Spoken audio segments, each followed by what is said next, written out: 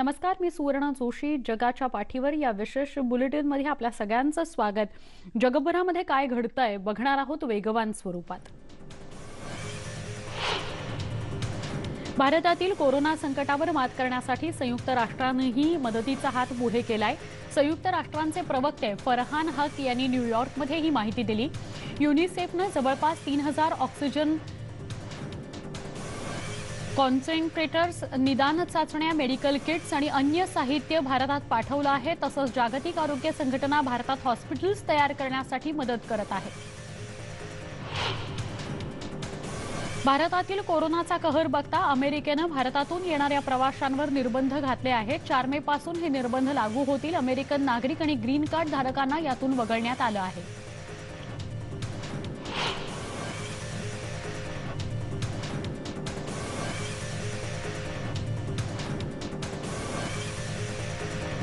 भारतातून येणाऱ्या प्रवाशांवर निर्बंध घालणार असल्याचं अमेरिकेच्या उपाध्यक्ष कमला हॅरिस यांनीही स्पष्ट केलं होतं. भारतात संक्रमणाची गंभीर स्थिती आणि सध्या सापडणारा विषाणू अधिक धोकादायक असल्यानं हा निर्णय घेण्यात आल्याचं त्यांनी सांगितलं. अमेरिकेतील सेंटर फॉर डिसीज कंट्रोल वैद्यकीय तज्ज्ञांच्या सल्ल्यानुसारच हा निर्णय घेण्यात आल्याचं हॅरिस म्हणाल्या. मात्र अमेरिका भारताच्या मदतीकरता नेहमीच तयार असल्याचं त्यांनी स्पष्ट केलं. अमेरिकेच्या हवाई दलाचं C-5 कार्गोमधून भारतासाठी मदत पाठवण्यात आली आहे. यामध्ये ऑक्सिजन सिलेंडर्स, मेडिकल मास्क आणि अन्य वैद्यकीय मदत असणार आहे. अमेरिकेच्या संरक्षण विभाग आणि इंटरनॅशनल एजन्सी फॉर डेव्हलपमेंटच्या सहकार्यानं ही मदत पाठवली जाते आहे. या विमानात 400 ऑक्सिजन सिलेंडर्स आणि रेग्युलेटर्स, 1 कोटी N95 मास्क आणि 1 कोटी जलद चाचण्यांसाठीचे किट्स पाठवण्यात आले. भारतातील कोरोनाची गंभीर परिस्थिती पाहता कडकडीत लॉकडाऊन लावण्याचा सल्ला डॉक्टर अँथनी फौसी यांनी दिला आहे. डॉक्टर फौसी कोरोनाबाबत जागतिक स्तरावर काम करतायत. अमेरिकेचे राष्ट्राध्यक्ष जो बायडन यांचे ते मुख्य आरोग्य सल्लागार आहेत. डॉक्टर फौसी यांनी भारतातील एका वृत्तपत्राला मुलाखत दिली. त्यामध्ये कोरोनावर मात करण्यासाठी छोट्या आणि दीर्घकालीन उपाययोजनांची शिफारस त्यांनी केली. तसंच वेगानं आणि जास्तीत जास्त लोकांचं लसीकरण केलं जावं अशा सूचनाही त्यांनी केल्या. फ्रान्समध्ये कोरोनाच्या भारतीय स्ट्रेनचे 3 रुग्ण आढळले आहेत. भारतातून गेलेल्या एका महिलेचा यामध्ये समावेश आहे. ही महिला सध्या दक्षिण पश्चिम फ्रान्समध्ये राहते. 2 रुग्णांनीही भारतातून प्रवास केलेला आहे. आता भारतीय स्ट्रेन जगभरातील 17 देशांमध्ये आढळला आहे. कोरोनामुळे गेल्या आठवड्यामध्ये भारतात 45 पत्रकारांना आपला जीव गमवावा लागला आहे. कोरोनाच्या संसर्गामुळे सर्वाधिक मृत्यू झालेल्या पत्रकारांच्या यादीत भारत 3ऱ्या क्रमांकावर आहे. जिनिव्हातील पत्रकारांच्या अधिकारांसाठी काम करणाऱ्या द प्रेस एम्ब्लेम कॅम्पेनच्या अहवालातून ही माहिती पुढे आली आहे. 26 एप्रिलपर्यंत मिळालेल्या आकडेवारीनुसार भारतात कोरोनाच्या संसर्गामुळे किमान 107 पत्रकारांचा मृत्यू झाला आहे. ब्राझीलमध्ये 181 पत्रकारांचा मृत्यू झाला आहे, तर पेरूमध्ये 140 पत्रकारांचा मृत्यू झाला आहे. द प्रेस एम्ब्लेम कॅम्पेननं जाहीर केलेल्या आकडेवारीनंतर भारतात आणखी 7 ते 8 पत्रकारांचा मृत्यू झाला. त्यामुळे भारतात कोरोनामुळे मृत्यू झालेल्या पत्रकारांची संख्या 115च्या आसपास गेली आहे, असं द वायर यानं म्हटलं आहे. ब्राझीलमधल्या परिस्थितीवर जागतिक आरोग्य संघटनेतर्फे चर्चा करण्यात आली. ब्राझीलमध्ये कोरोनामुळे आतापर्यंत 4 लाख लोकांचा मृत्यू झाला आहे, तर केवळ एका महिन्यामध्ये 1 लाख लोकांचा जीव गेला आहे. यापुढे ब्राझीलमधली परिस्थिती कदाचित आणखी वाईट होऊ शकते असा इशारा आरोग्य तज्ज्ञांनी दिलाय. एप्रिल महिन्यामध्ये ब्राझीलमध्ये सर्वाधिक मृत्यू झाले आहेत.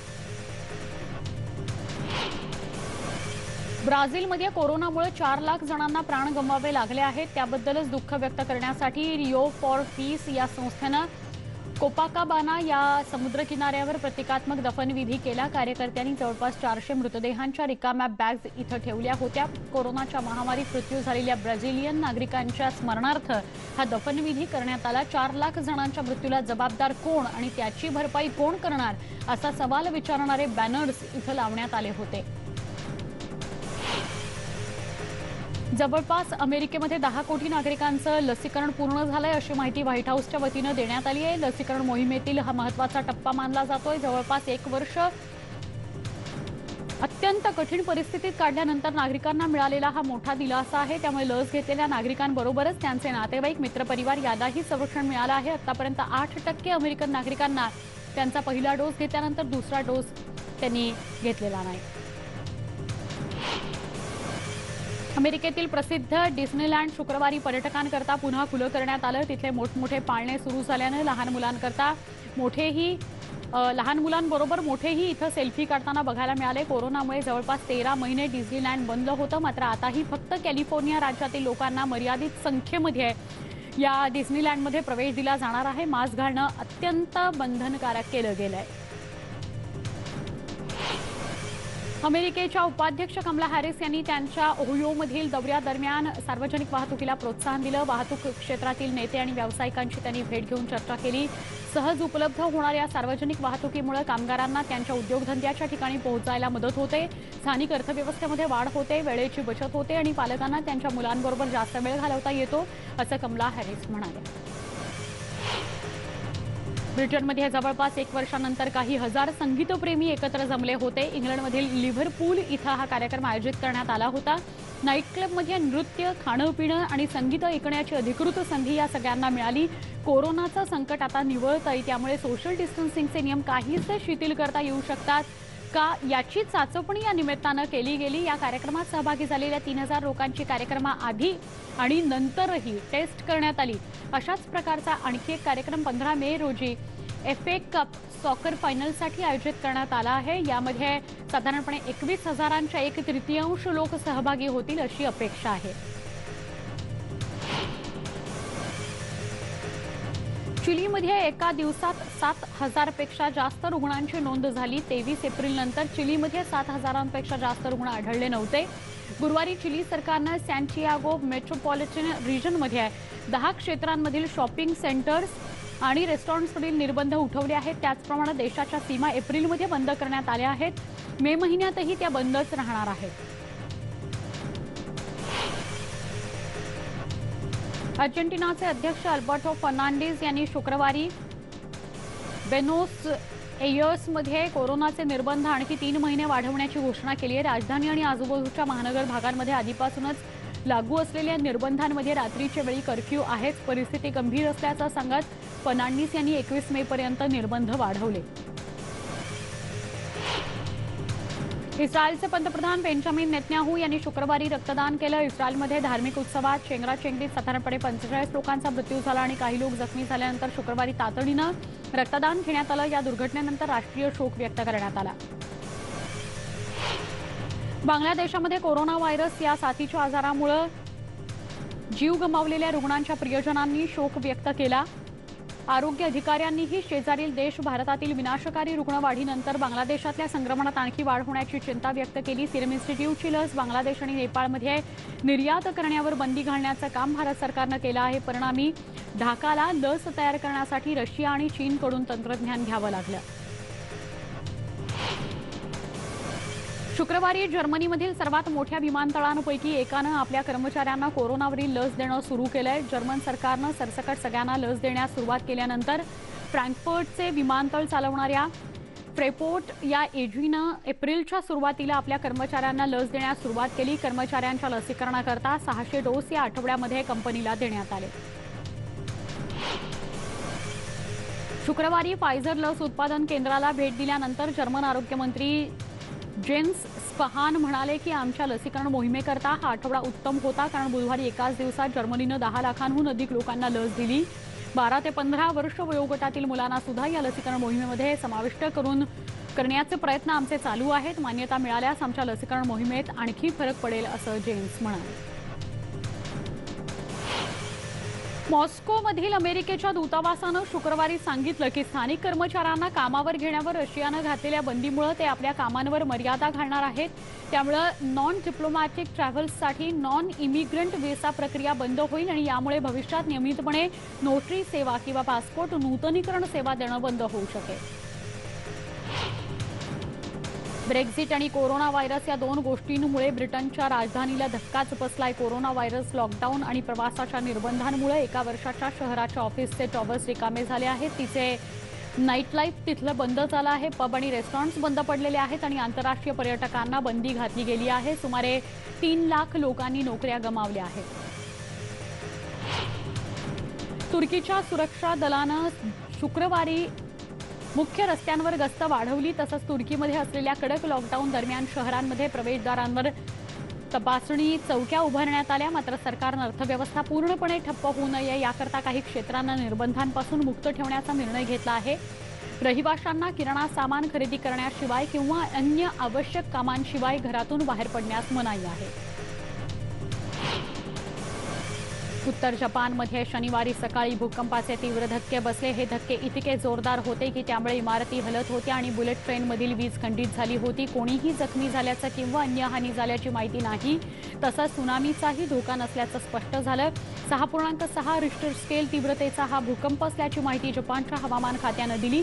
त्याचा परिणाम 60 किलोमीटरपर्यंतच्या परिसरात बसला. उत्तर जपानच्या याच मियागी क्षेत्रामध्ये 2011 मध्ये भूकंपाचे धक्के बसले होते आणि सुनामीचा फटका बसला होता. त्यामध्ये जवळपास 20,000 बळी गेले होते.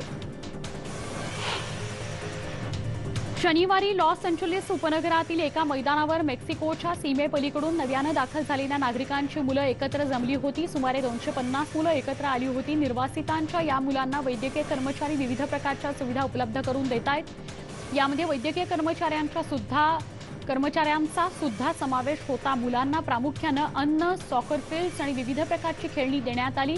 ही सगळी मुलं सुमारे 7 ते 14 वर्ष वयोगटातली होती. विनापरवाना देशात शिरलेल्या नागरिकांच्या मुलांना त्यांच्या तणावातून थोडासा दिलासा देण्याचं काम कर्मचाऱ्यांनी केलं. लुझियानाला बसलेल्या चक्रीवादळाच्या तडाख्यानंतर सध्या लापता नागरिकांचा शोध घेण्याचं काम युद्धपातळीवर सुरू आहे. लापता म्हणजे ज्यांचा शोध लागलेला नाही अशा सगळ्यांचा शोध सुरू आहे. मोठे तलाव, खाडीचा भाग, किनारे अशा ठिकाणी हे शोधकार्य थांबवण्यात येत आहे. वादळानं तडाखा दिल्यानंतर म्हणजे गेल्या 19 एप्रिलपासून या भागात लष्कर आणि बचाव पथकाच्या कार्यकर्त्यांनी इथं शोध मोहीम सुरू केलेली आहे. जे सापडले नाहीत त्यांचीही शोध मोहीम आहे. अखेर 27 एप्रिलला थांबवण्याचा निर्णय घेतला गेला. यासाठी सुमारे 23,000 चौरस किलोमीटर क्षेत्रात शोध मोहीम राबवण्यात आली. एका जहाजावर अडकलेल्यांचाही याच मोहिमेमध्ये समावेश होता. त्यांना वाचवलं गेलं. राष्ट्राध्यक्ष जो बायडन एके वेळी नियमितपणे ट्रॉम ट्रॅकने प्रवास करत होते. देशातल्या रेल्वेच्या सिस्टमला 50 वर्ष जेव्हा साजरी केल्याचा दिवस होता त्या निमित्तानं एक कार्यक्रम आयोजित करण्यात आला आणि त्यावेळी ते बोलत होते.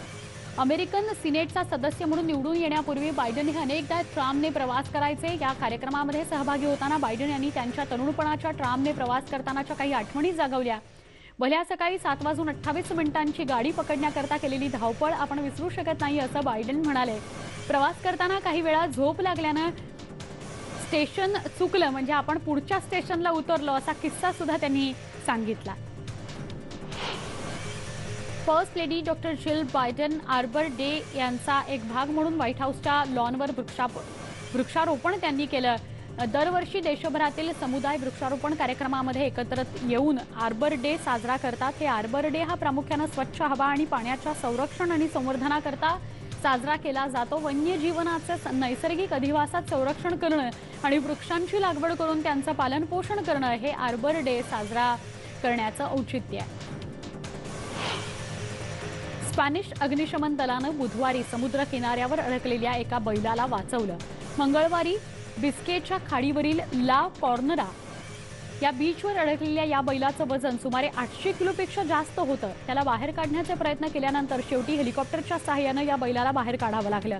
अग्निशमन दलाच्या जवानांनी केलेल्या अथक प्रयत्नांनंतर अडकलेल्या या महाकाय बैलाला सुखरूप बाहेर काढलं गेलं. शुक्रवारी लिबियाच्या किनाऱ्यावरून बचाव पथकानं बेकायदेशीरपणे देशात घुसण्याचा प्रयत्न करणाऱ्या सुमारे 77 जणांना ताब्यात घेऊन त्यांची सुटका केली. एका छोट्याशा रबराच्या बोटीतून हे सगळे प्रवास करत होते. यापूर्वी सुद्धा बचाव पथकानं 44 जणांची अशाच प्रकारे सुटका केली होती. आतापर्यंत एकूण 120 पेक्षा जास्त नागरिकांना तटरक्षक दलाच्या जवानांनी वाचवलंय. इटलीच्या गृहमंत्रालयाच्या वतीनं जाहीर केलेल्या आकडेवारीनुसार चालू वर्षात सुमारे 9,000 पेक्षा जास्त नागरिकांनी समुद्रमार्ग इटलीमध्ये प्रवेश करण्याचा प्रयत्न केला आहे.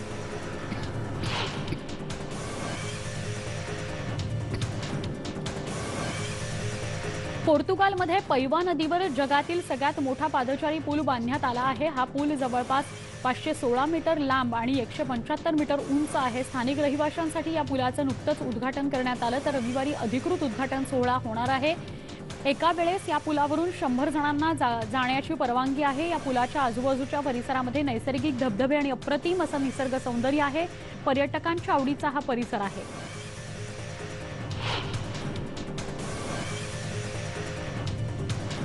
आता बातमी आपण बघणार आहोत रशियामधून। इस्टोनिया आणि रशियाच्या सीमेवर शुक्रवारी एक अनोखा संगीत कार्यक्रम आयोजित करण्यात आला होता। इस्टोनियन गिटारिस्ट आणि रशियातील सॅक्सोफोन वाजवणाऱ्या कलाकारांनी नार्वा या नदीच्या किनाऱ्यावर 2 वेगवेगळ्या किल्ल्यांमध्ये आपले आविष्कार सादर केले। आंतरराष्ट्रीय जॅझ डेच्या निमित्ताने हा कार्यक्रम आयोजित करण्यात आला होता। दोन्ही देशांमध्ये तणावाचं वातावरण तसंच कोरोनाचं संकट असतानाही हा कार्यक्रम झाला हे विशेष। कलेला राजकीय वादाचा अडसर नसतो हे दाखवण्याकरता हा कार्यक्रम केल्याचं कलाकारांचं म्हणणं आहे। जगाच्या पाठीवर या विशेष बुलेटिनमध्ये एक छोटासा ब्रेक, लगेच भेटू पुढच्या काही घडामोडींकरता। पहा फक्त न्यूज 18 लोकमत।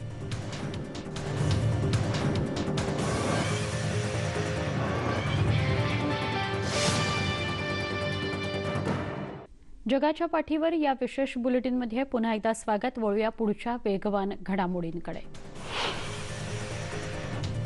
अकादमी पुरस्कार विजेता मॉर्गन नेविले यांच्या दिग्दर्शनामध्ये रोडरनर या चित्रपटात फोकस पिक्चर्सने रिलीज करत असल्याचं हा चित्रपट जाहीर केलेला आहे। येत्या जुलै महिन्यामध्ये हा चित्रपट विविध चित्रपटगृहांमध्ये प्रदर्शित होणार आहे। प्रिन्स फिलिप यांच्या निधनानंतरचा 15 दिवसांचा दुखवटा संपल्यानंतर राणी एलिझाबेथ द्वितीय प्रथमच व्हिडिओ मीटिंगमध्ये सहभागी झाल्या। आयव्हरी कोस्ट आणि लॅटव्हियातील नवीन राजदूतांच्या नियुक्तीला अधिकृतपणे त्यांनी मान्यता दिली। यावेळी त्या विंडसर कॅसलमधून सहभागी झाल्या तर बकिंगहॅम पॅलेसमधून राजदूत सहभागी झाले। Duke and duchess of Cambridge म्हणजेच प्रिन्स विल्यम आणि केट मिडल्टन यांच्या लग्नाचा 10वा वाढदिवस आहे।